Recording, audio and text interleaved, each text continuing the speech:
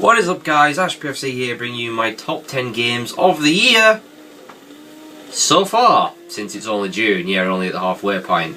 Close to...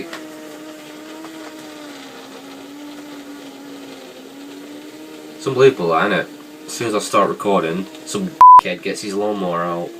It's not going to stop, is he? And as soon as the lawnmower stops, the cat starts kicking off. And the lawnmower starts again. Brilliant. I'm wasting my time here.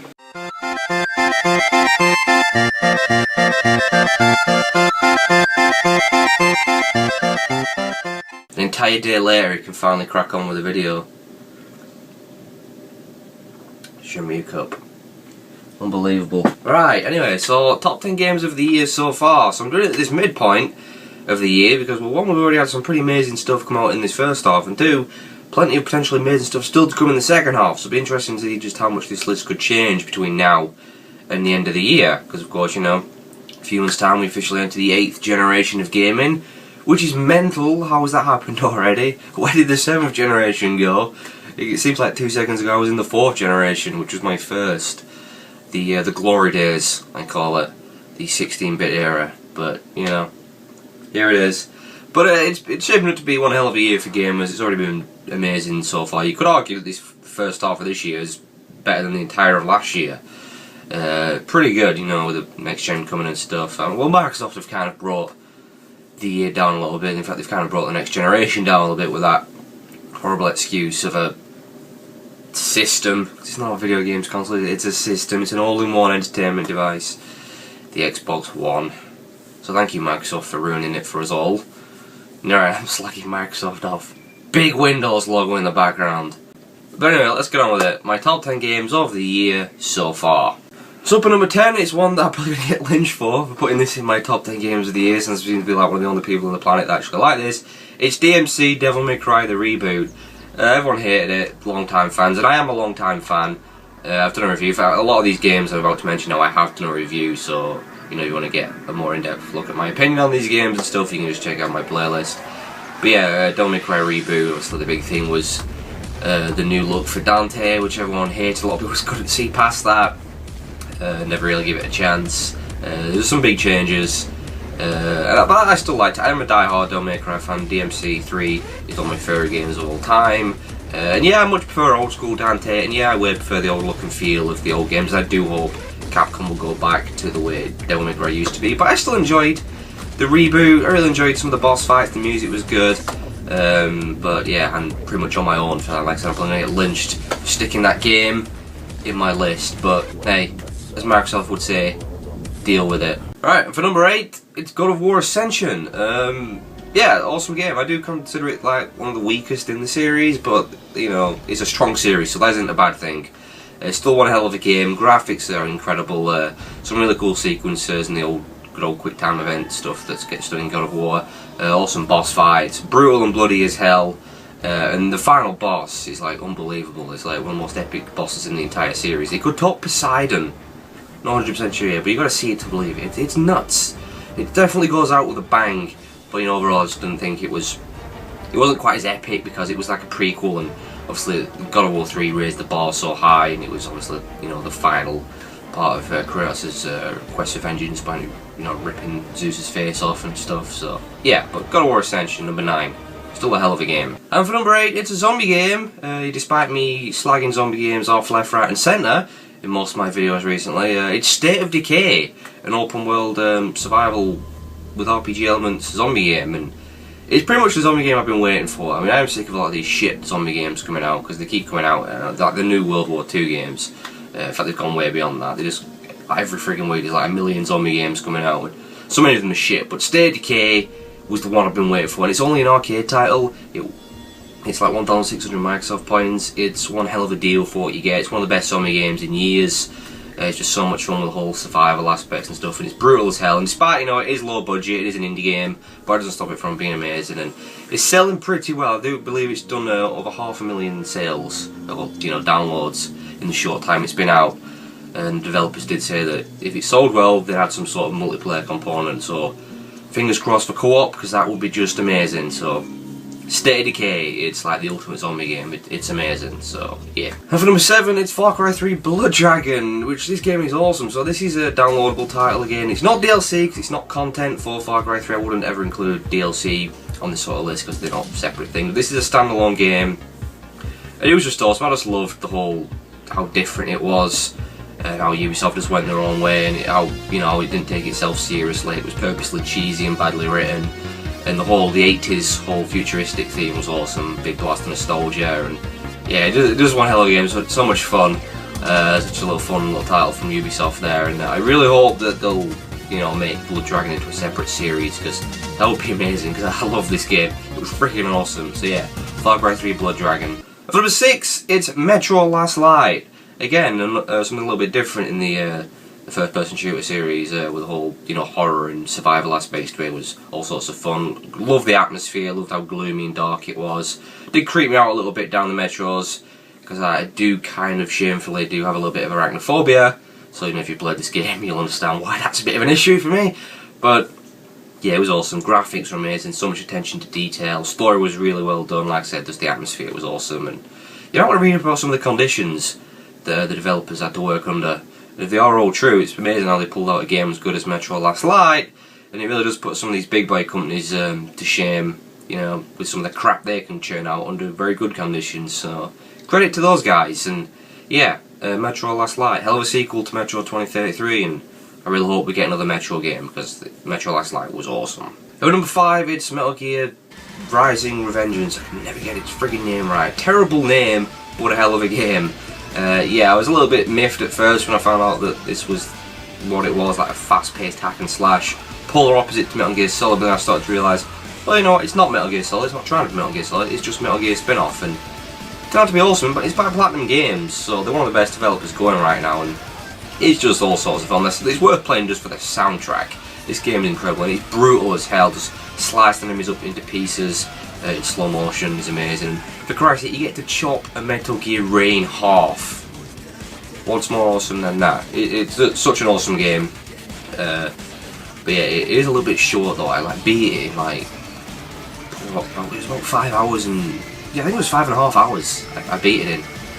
Which isn't really on, really, is it, that, when you pay full price for a game? But, you know, I think because it's so goddamn fast paced is one of the main reasons. You just blow through it. But yeah, still one hell of a game. Metal Gear Solid Rising Revengeance. Terrible name. But number 4, it's the Tomb Raider Reboot, which is by far my favourite Tomb Raider of all time. Now, I am a Tomb Raider fan, not a diehard, but I way prefer that this is the sort of direction, you know, I want Tomb Raider in. This was just like so my thing, just a more realistic look to it instead of that cartoony style that the old ones had. It's dark, it's brutal, it's gritty, it's just so awesome. And obviously it was heavily inspired by Uncharted. There's a lot of similarities to Uncharted in there, with, you know, some of the where stuff happens, like chase sequences and stuff collapsing all the time, and some of the climbing mechanics and stuff, and it was just so good, you know, and especially, you know, watching Laura transform into this, from this like scared little girl to sort of the badass survivor, and she's like, you know, crying shit's gotta get done. Yeah, oh, I loved it. I loved it so goddamn much. It's my favourite Tomb Raider ever, and I really hope they'll get at least one more game, like just a sequel to this.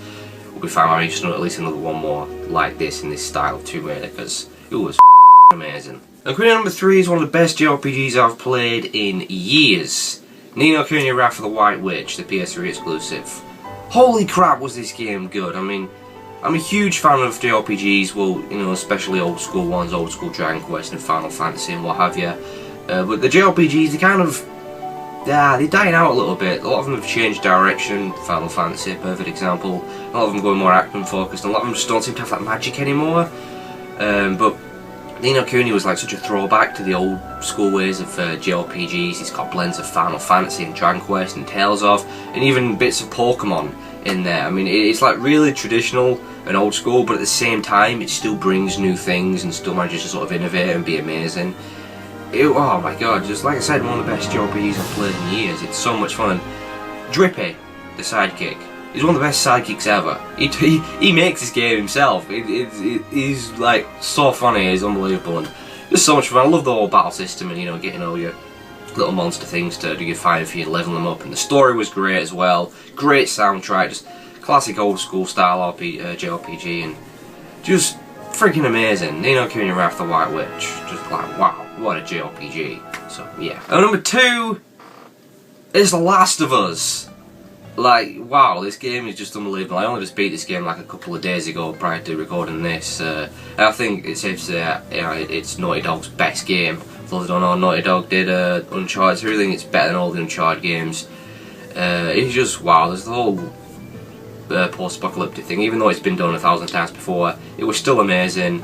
The infected, they were awesome and pretty intimidating, trying to sneak past most of these guys, particularly if they spotted you and chasing you. The attention to detail in the environments was awesome. You're going through all sorts of stuff. Old derelict houses, through little towns, like, you know, ruined highways, into abandoned hotels and bars and underground flooded tunnels.